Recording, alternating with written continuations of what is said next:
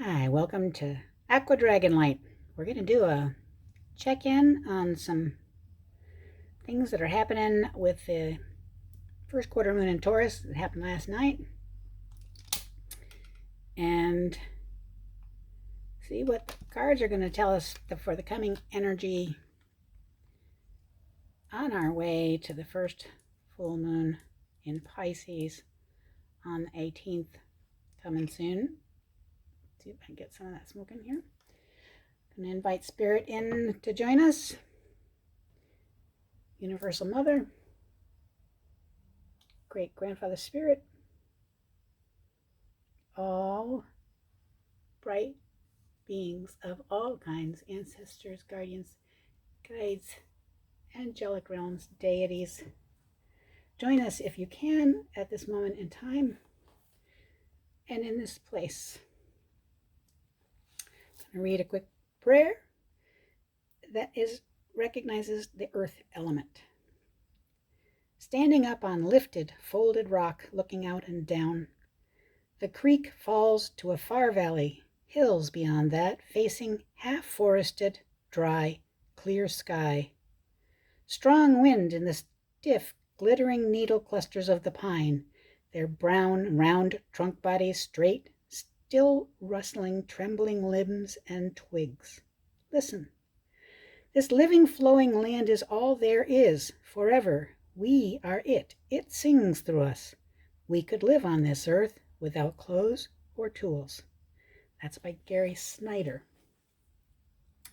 And it's a marvelous point to make on a Taurus moonation.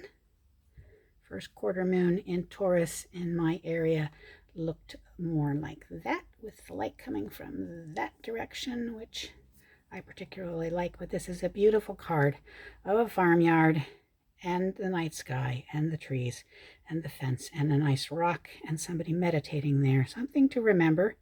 It is a good time to meditate. Today I got a new deck, and these are cards from the new deck. The new deck is called the Eighth House Tarot.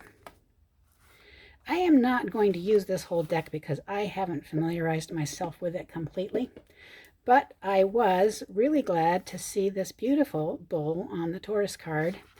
This deck is particularly good at being connected to planets and signs, and right now we've got a lot happening in that area with the Taurus new moon, the Taurus quarter point of the moon. And I have my cheesy little visual aid for you here. Taurus. The quarter moon means the moon has come partway around and it's going this way. The moon is up here. It's coming down to there. It's going to be a Pisces full moon, and the Pisces full moon will include an eclipse.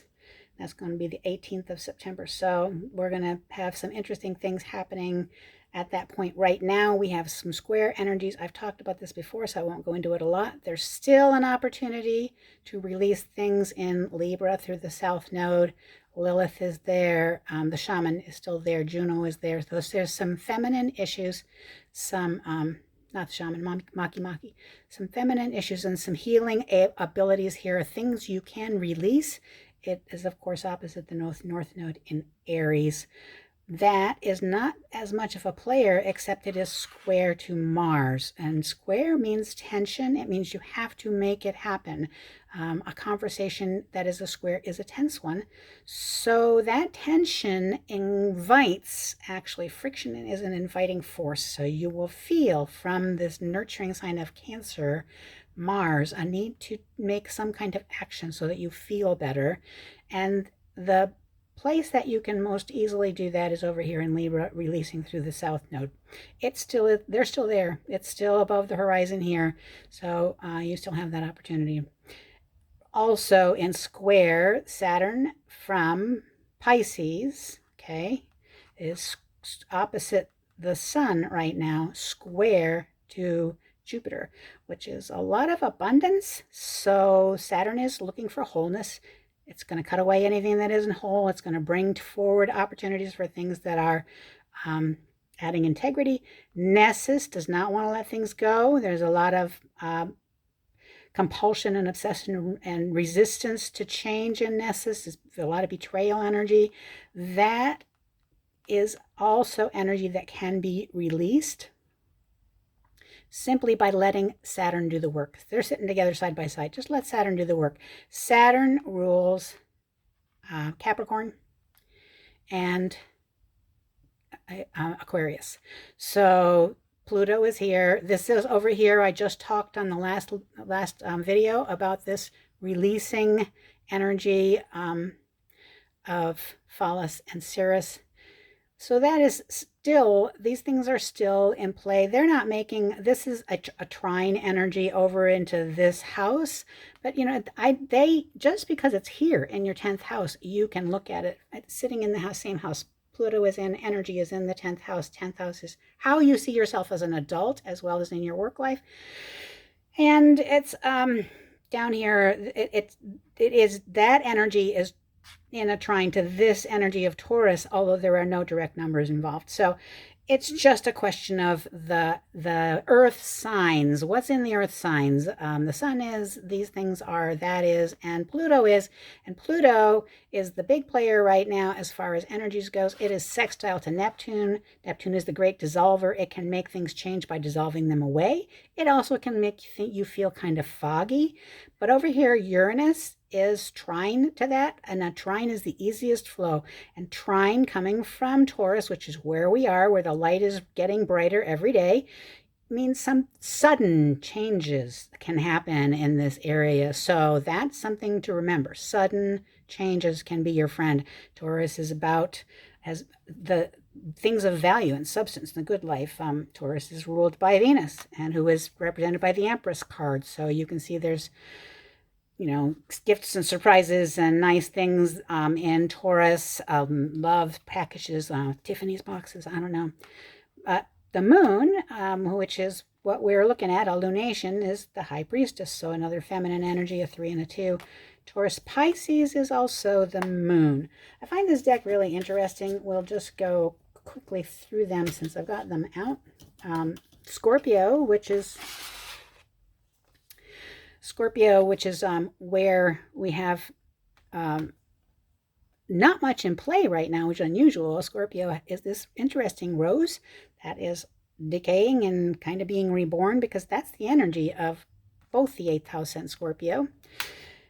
Aries over here, the Emperor, which makes a lot of sense, and that is, of course, where all this activity is happening with Eris, who I will be making a video entirely about Eris very soon, and Chiron doing this walk in conversation with Pluto. Eris and Pluto have a story, and I'm really dying to have enough time to tell it.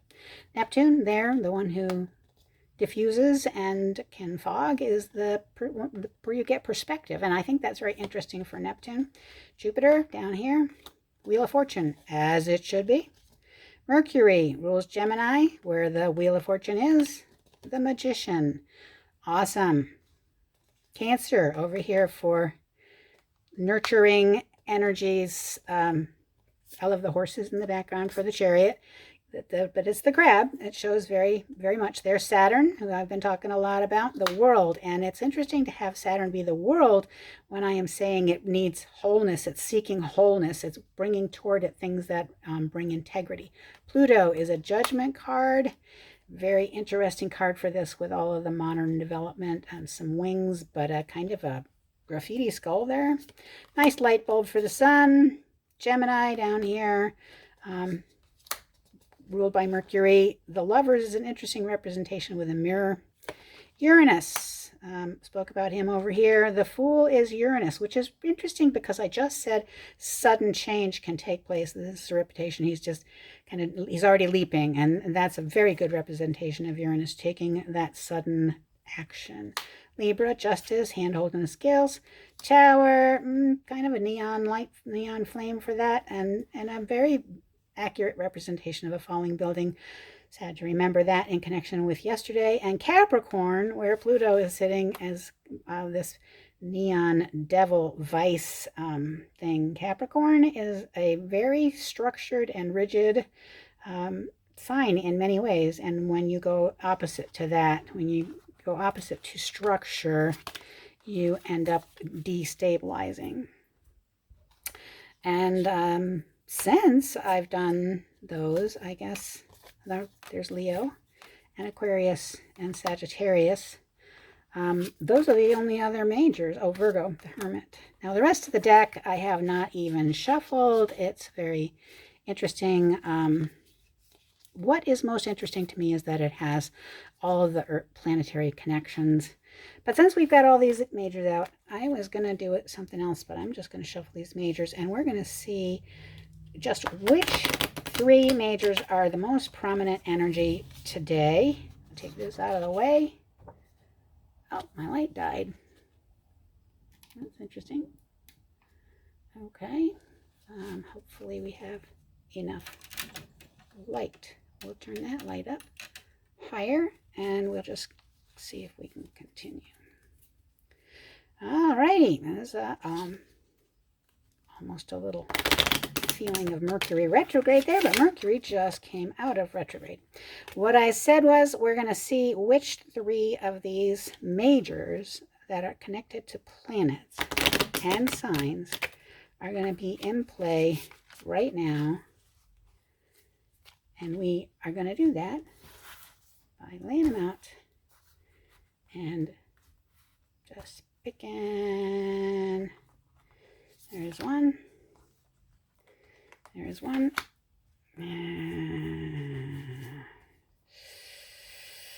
Oh, I can feel some of you pulling on me. Ooh.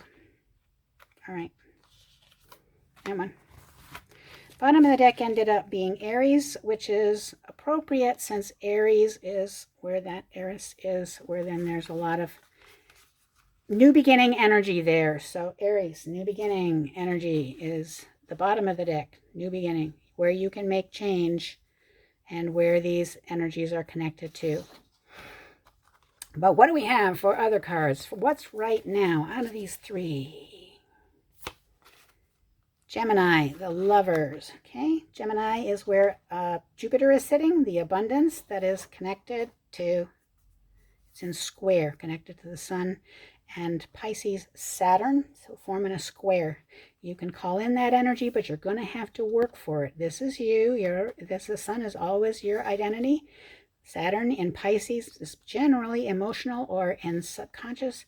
And you have the abundant resource. Mercury is ruled by Gemini. Gemini is ruled by Mercury to communicate within yourself and find out what's going on with that. That is a big in play. And then what do we got? Jupiter, Wheel of Fortune. That's really funny. Gemini and Jupiter. We're back to the same, this right here, which sits beside Taurus, the same square line. And what's our third card? Mercury, the Magician. And that's really, I just love this stuff because, of course, Mercury. All right, let me take these and set this down. And so we'll put these up here. So we're still on the same sheet of music here. I'll pull this down here. There. We have Gemini.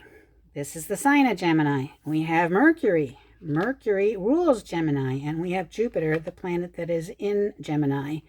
So this is telling us, literally, it is a message saying the focus for the next week, before we get to where we have an eclipse and a full moon from Pisces to Virgo, the very first of that eclipse cycle. We have changing cycles. The axis of eclipses is to focus on the abundant opportunity to communicate from your Gemini sign.